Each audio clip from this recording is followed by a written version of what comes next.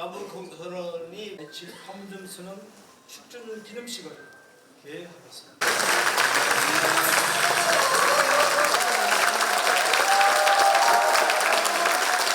대통령직을 마치고 고향으로 돌아온 지 3년 되었습니다. 마음 편할 날이 없었던 3년이었습니다.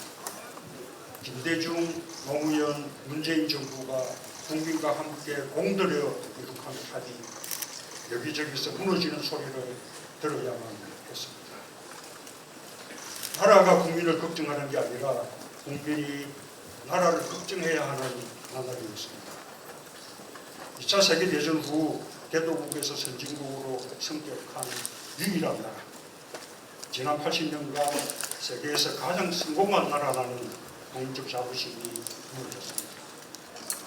눈 떠보니 선진국이라는 자긍심이 사라지고 추락하는 대한민국이라는 한식관계가 커져만 갔습니다.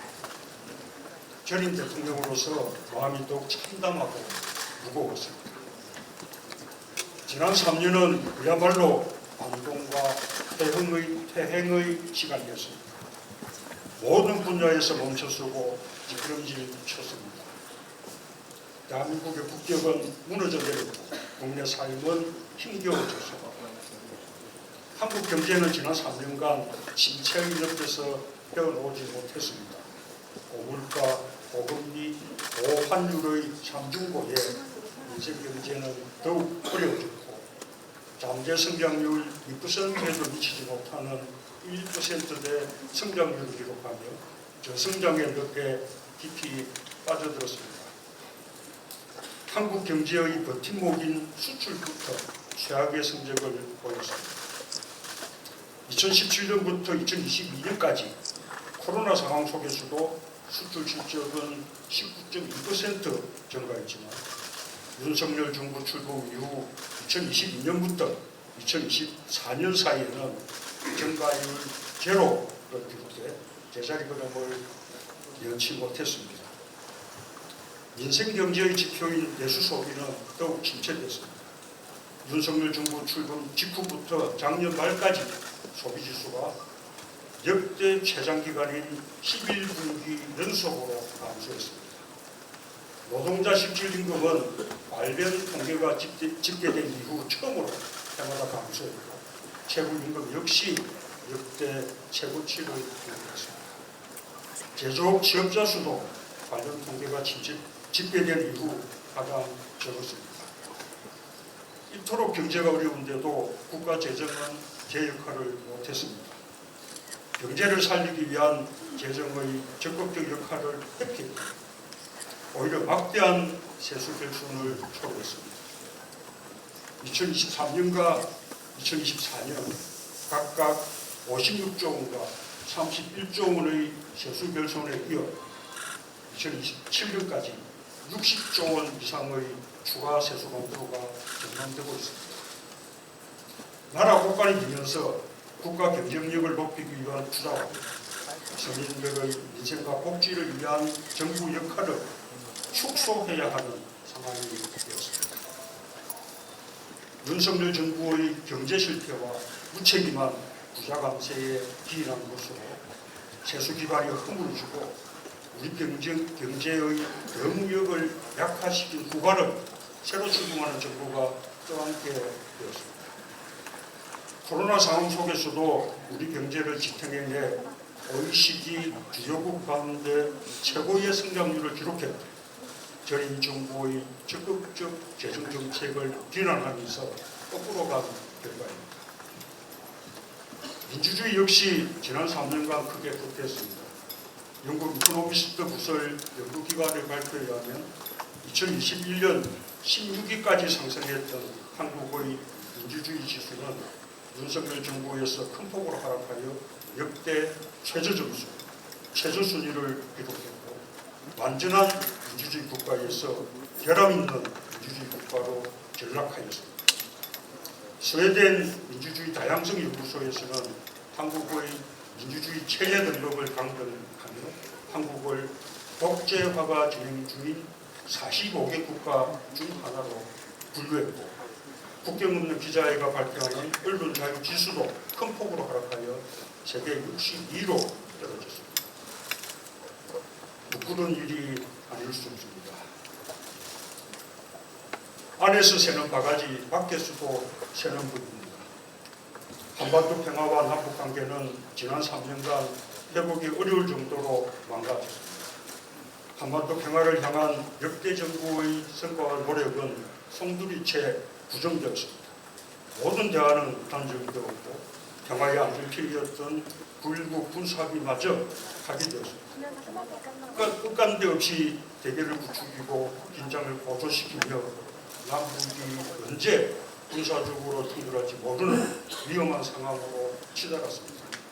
급기야는 윤석열 정부가 대응을 위한 위기 상황을 조성하기 위해 의도적으로 남북 간의 군사적 충돌을 유발하려 했다는 정황까지 드러나 수사가 주목되고 있습니다. 윤석열 정부는 역대 정부가 개성해온 균형 외교를 파기하고 철진한 이념에 사로잡혀 편협한 진영 외교만 치중했습니다.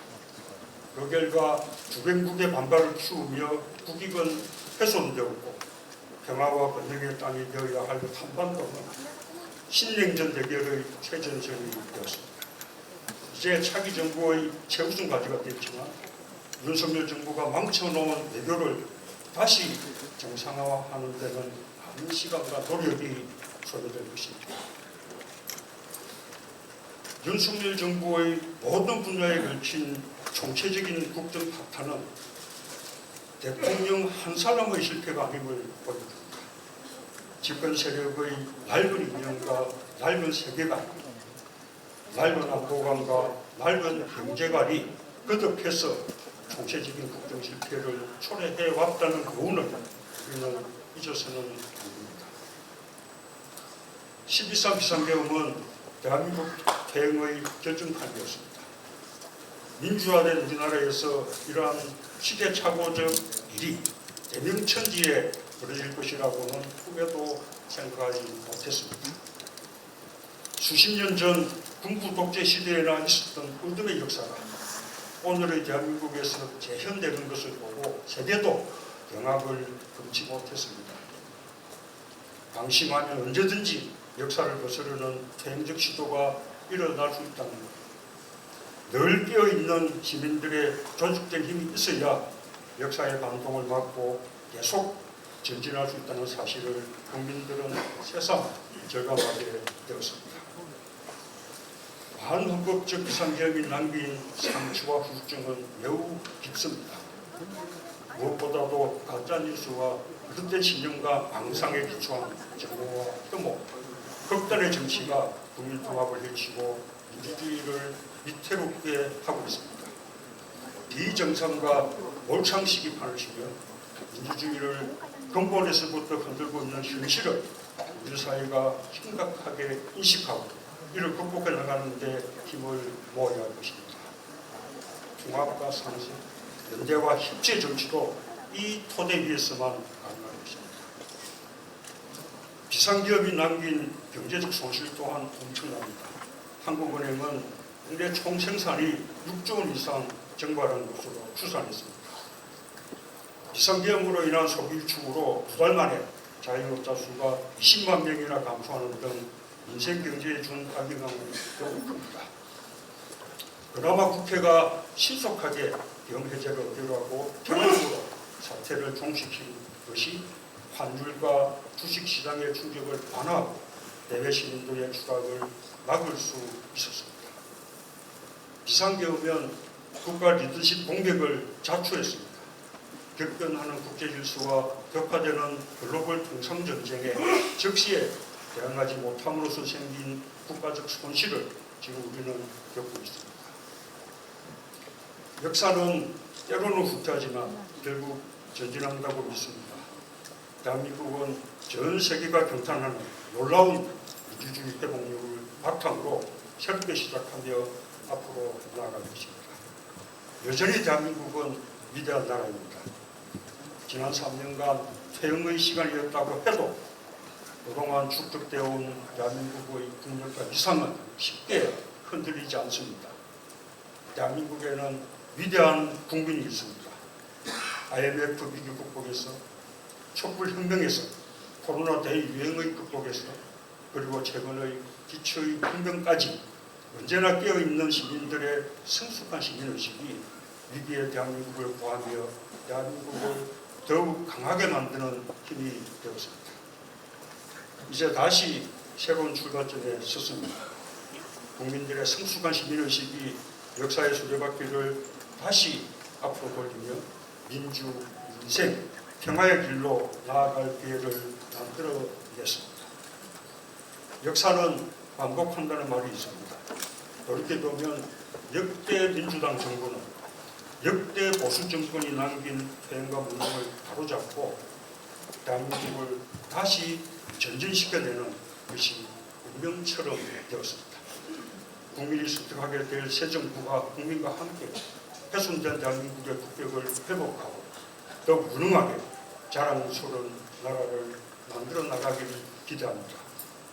퇴행과 전진을 반복해온 역사도 이제 종지부를 찍을 때가 되었습니다. 다시 한반도 평화의 길로 나설 때입니다. 역대 민주당 정부가 굳은 의지와 이어달리기로 한반도 평화의 길을 개척했듯이 평화를 지향하는 유능한 새 정부가 한반도 평화의 역사를 잇고 새로운 한반도 평화 프로세스를 재개하기를 기대합니다. 남북 간의 대화를 재개하는 것이 무엇보다 중요합니다. 문재인 정부가 출범한 2017년 당시에도 거듭된 북한의 핵과 미사일 도발과 북미 간의 말폭탄으로 한반도가 전쟁 위기에 직면해 있었지만 결국 남북 대화를 통해 전쟁의 위기를 평화의 기회로 바꿀 수 있었습니다. 남북 관계가 최악의 상태에 처해 도저히 대화를 말할 분위기가 아닌 것처럼 보이는 지금이야말로 그 어느 때보다 대화의 노력이 필요한 때입니다. 미국과 일본은 이미 북한과의 대화 의지를 표명한 바 있습니다. 물밑 접촉이 시작되었을 가능성도 있습니다. 우리가 그 대화의 구경꾼이 되어서는 안 될 것입니다. 군사적 충돌의 위험을 피하기 위해서는 9.19 군사합의를 복원하는 것이 출발점입니다. 한반도에서의 전쟁은 우발적 충돌에 의해 촉발될 수 있다는 사실을 잊지 말아야 합니다. 일각에서 제기되는 핵무장론은 위험한 주장입니다. 북한의 핵 개발에 면죄부를 주고 한반도의 비핵화를 포기하는 것이며 동북아를 세계의 화약고로 만들 수 있는 무책임한 주장입니다. 국제사회에서 고립을 자초하고 경제 제재를 초래하며 국가와 민족을 공멸의 길로 이끌 수 있는 위험천만한 주장입니다. 균형 외교는 안보와 경제를 위해 가장 중요한 국가 생존 전략입니다. 편중 외교는 우리의 지정학적 조건을 치명적 약점으로 만들어버리는 어리석은 발상입니다. 우리의 지정학적 조건을 오히려 장점으로 만들어 평화와 번영의 지렛대로 활용하는 지혜로운 외교 전략이 필요합니다. 긴밀한 한미동맹을 바탕으로 주변국들과 협력을 적극적으로 이끌어내므로써 한반도의 평화의 환경을 조성해 나가는 한편 고해적인 경제협력과 민간교류를 더욱 활성해 나가야 할 것입니다.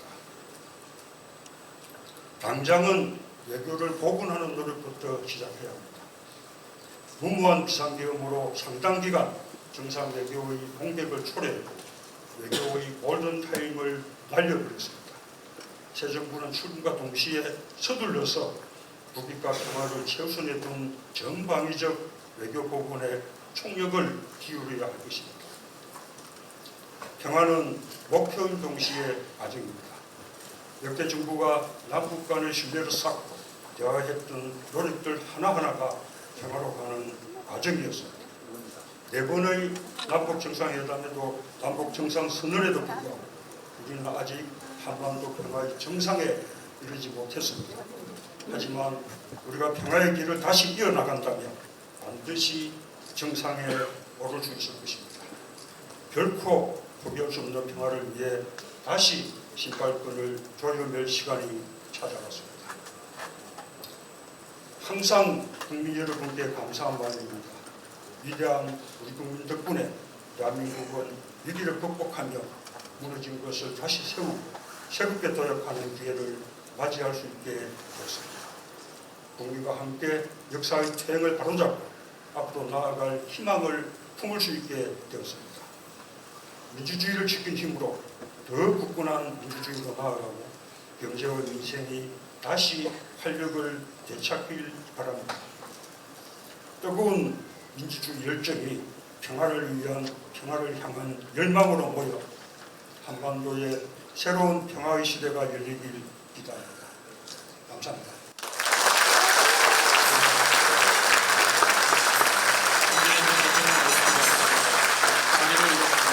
평화포럼은 지난 2023년부터 한반도 평화를 지키기 위한 국민들도 같이 기념 촬영에 동참해 주시길 부탁드리겠습니다.